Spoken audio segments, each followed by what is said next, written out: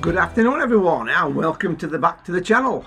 Today we're going to be doing a bit of an update and a question and answer section on the Sprinter build. We've had so many questions about what to do. I thought what I'd do is put a little video together just to bring back some of the questions that we've had from our subscribers or viewers. So we'll make a start on that. So first thing we're going to look at is what we put in the van and how well it's performed. So my first question is from David. He's asking about the Dometic fridge. So yeah, Dave, it is a good buy. With the door being able to open either side, if you do buy one of these and install it in your fridge, then what you'll find is it's easy to locate it and easy to open the door in either direction. So like we have, we can move it in or out, so we can change that direction of that door depending on what access we need, and having the fridge up at a higher location makes it a lot easier for us to access that instead of having to bend down like you do on the smaller fridges. So hopefully hopefully that will answer that first question for us. So we'll get it started. Sean's asked about the Truma heater. Yeah, the question was really about how it's performed. Well, it's performed brilliantly. We've had no problems with it yet, but it's performed like it should do. As you've watched the video, if you watched the one where we were doing the installation, you'll find that it is quite a bit of a job to put on the van and to do the installation. The initial installation is quite easy. Where you want to put it is down to you, but obviously you've got to bear in mind where the outlet's going to be for the air that's going to come out, hot air, and obviously the in air as well, so the airflow anyway. So yeah, it's a bit of an expensive buy. It does exactly what it's supposed to do. It gives you enough heating throughout the van. There's 4 outlets piped in, as you've probably seen from the video, and we've also got that availability of the hot water on tap. So yeah, it does it all. The little digital display makes it easy to operate, and you can follow them instructions quite easily. So putting that where we did, we put it up high so that when we stood up we can operate it, but also if we're in bed we can just reach out and turn it on in the morning if it's a bit chilly on the morning. Alan's asked us about the LED lights. So yep, we put 8 in originally. Obviously with the LEDs you can either go for the fixed ones that don't dim or the slightly more expensive ones that are dimmable. We chose them because obviously we want to be able to adjust the lighting to suit the mood, if you like. Although usually it's either on or off. As you've seen, we've split them up into 2. So we've got a switch at the front that operate the first 4 as you step in. That's in the kitchen area, and then we've got another switch at the back that operates the other 4 that's above the bed. Ideally it's enough 8. We could have gone for LED strip lights, you know, all the way around. That wouldn't be another option, but we decided that the lighting what we'd seen in other vehicles was sufficient. So yeah, don't have any problem with them at all. Easy to install, easy to use. Liz has asked about the 230 sockets. So yeah, we've got a couple of doubles. We could have just done with 1 really. We're not using as much as we thought regarding the 230 system, although if you want to put a slow cooker on, or today an air fryer, then obviously you can still use it for that. There's not a lot really that we're using in the van that's got or needs the power of the 230 really. The only other thing is a toaster, so that's another thing that we can use on that 230. But yeah, we've got enough in there, but I could have just done just 1 really. So moving on, Steve, he's onto the power as well, asking us if we put in enough sockets. Yes, we've got one right at the back near the back door, which has got the USBs and also the cigarette lighter. Now that cigarette lighter's useful if we're going to be blowing something up outside, like a surfboard or a paddle board or something like that, but requires a USB or even an airbed. But most things now come with a 12 volt USB, so we're using the USBs more than anything else. We've got another USB socket near the wardrobe. Again, that's got enough on there, and it also has the 12 volt outlet. And obviously we've got the USBs or the sockets for the 12 volt that came with the van originally up in the front of the cab, so we've got those as well. Ian's asked about the induction hob. Yep, it's a Sterling one. Obviously it's only got 2 rings on it. We find that's quite sufficient. It's not very often that we're having more than 2 pans on at the go, so it's performed brilliantly. The only thing that we have done is we've put a cover over the top because of the glass. We don't want that to get broken, so we bear it in mind. If we're going to use something like that, we've got to think about the edges. You know, if it's going to get chipped, then it will affect the functionality of that. But it performs quite well. Obviously that does run off the inverter, so we've got to bear that in mind when we're using it. Sue has asked about gas. Now, one of the reasons why we went with gasless is because we didn't want to have to chase around having to fill up the gas tank. Obviously the tank would have to be sited into an area where we've got it sealed from the inside of the van, so that would be another thing that we've had to do. But we tried to look at different options, but the gasless seemed to be the best way to go, so that's what we've done really. Alison's asked about the swivel seat. So yep, we did only put one in because most of its life it will only have one person in the van. That's my brother.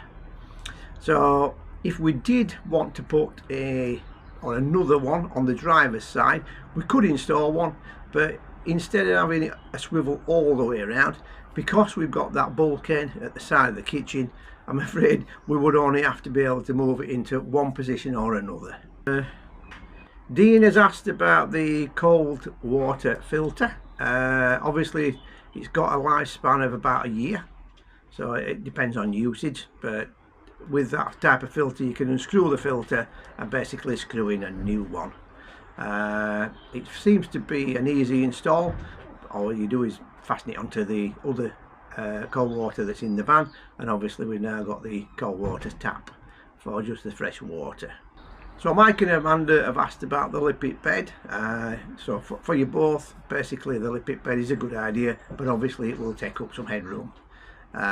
You've got to be prepared for that loss of height if you're going to be using the lippet bed. When it's in its down position, then obviously it's just like a normal bed on most other campers that use a fixed bed. But obviously with ours, we're using the bed for, or that area for the bedroom and also living room or dining room. But when it's in the up position, then the height is about 5'8".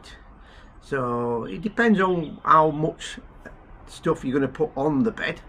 Obviously we've got the mattress, we've got the quilt, we've got the pillows, so you are limited as to how far up you can go before they start to crush.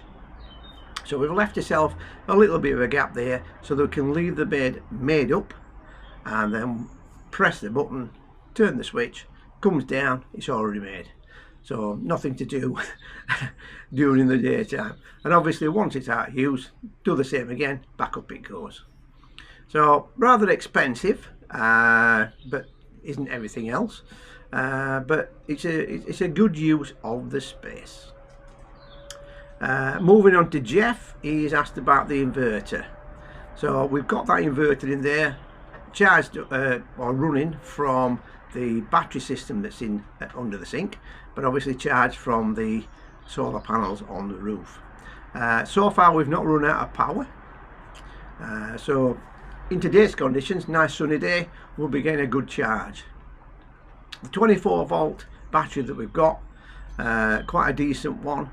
We went for, well, we did a bit of research first before we went for that one, and then obviously we matched up with the inverter for that. But yeah, the inverter is quite a decent one. It does exactly what we want to do. Sarah's asked about the solar panels. Now what we've done is we used 3 big ones there, so we've got plenty of charge coming in on a good day. Obviously when it's not so sunny, we can't alter the position other than moving the van around to gain a little bit more sunlight. But like I said, we haven't had any problems during this year, so I think they're performing quite well. I mean, once a month is usually enough to get up there, give it a bit of a wipe over, get rid of any dirt and dust. But also, as the winters, we've just progressed through the winter, obviously we've had days where we've had to scrape off the snow, or brush off the snow I should say. Moving on to Leslie, she's asked about the water tank size. Well, yeah, we could have gone with a smaller water tank for our supply. I think the waste tank's sufficient, but the water tank, instead of it being a 75, we could have probably gone down to a 40, and that would have been sufficient for us. We're not running out, we're not having to search for water, and nearly everywhere it stops we can usually obtain some fresh water, even if it's bottled and then decanted into the van. But it's not ideal if you're doing that. You want to be filling up once and then touring round. Obviously when you come to a campsite where you're paying for accommodation for the night, then obviously you can use their facilities to drain the waste and fill up the fresh water. Got a couple of questions about what we've used. So predominantly we use Camper Interiors for a lot of our stuff. Main reason was that they could supply us with nearly everything we needed at a price. We've also used Amazon. We found some products on there which are cheaper, obviously, and or more readily available, or quick delivery. For either thing, you know, you've got to pay your money, you take your choice. eBay, we've had a few purchases through eBay for things that we couldn't get on Amazon or were cheaper on eBay. And obviously we've got GT Leisure parts up in Barnsley. We've used them for things that we knew we wanted quite quickly, or we knew that they could order for us, such as our furniture board. Moving on to Dan, he's asked about the sink. Well, that is one thing that we could have made bigger. The sink itself is an oblong. For some reason, my brother wanted a smaller sink, so he bought that one. But now, after a bit of time, decided that realistically he should have gone for something a little bit larger. So that might be something that gets changed in the future. Ted's asked about the Truma heater. Yep, that is something else that we made a choice with there. Obviously we've put it on the side which is passenger side where the sliding door is. We could have put it on the other side, but we were also thinking about the weight of the van. We didn't want all the heavy appliances on the driver's side, so we tried to share the weight out. But like I noted before in the video, what we could have done is move that Truma slightly further back for the exit for the exhaust. But it's in a good place, it's functioning well, and it's doing as it should. Water pipes, well, one thing we didn't appreciate was the cold. We've had a few days where it's been sub-zero temperatures and the water in the tank and in the pipes has frozen up, so we've had to resort to bottled water for these days. Obviously as the weather warms up like it is today, then they will defrost and we'll be checking them for any leaks or any burst pipes. But what we could have done is we could have found some kind of lagging that would have fitted around the John Guest pipe or underneath the van to try and, well, not totally eliminate it, but reduce the risk of it freezing over. At the moment, we've done a little bit of research and nobody seems to do the 12mm lagging for the Joncas pipes. So at the moment, we're just going to have to see how it goes. It might be something that we change in the future. Another thing is the sliding windows. Now these came with a slider for the fly screen, which is brilliant, a slider for the glass, so you can get some fresh air in there and ventilation. But one thing they do create is a little bit of a draft. So it's either going to be some kind of insulation around it or within the window when we're sleeping, to try and eliminate the cold coming through there on cold evenings or cold days. So I'll continue along. We've got Ken. He's asked about the solar panels on the roof. So we've got three 175 amp solar panels. So times that by 3 and you've got your full power there. And like I said earlier, the power has been enough so that we haven't run out of power on the battery. I mean, the 24-volt battery with the inverter and everything else that's running in the van, it's been kept up with that solar panels, or with them solar panels for the duration. I mean, in the 6 months it's been out there, we don't have a problem. It's been, like I say, it's been cleaned off, and everything else is seems to be okay. So the air assist that we've got on the back of the van is done by a company called Martech, and they're based in Boston. And if you want to buy the kit and install it yourself, you can do. The other option obviously is to book an appointment and go down to Martech with your van and let them install it for you. Prices start from 600, so they do go up from that depending on where you work, whether you want one that's just covering the back or all four, whether you want the independent ones on each corner. So I suppose the options are there if you need them.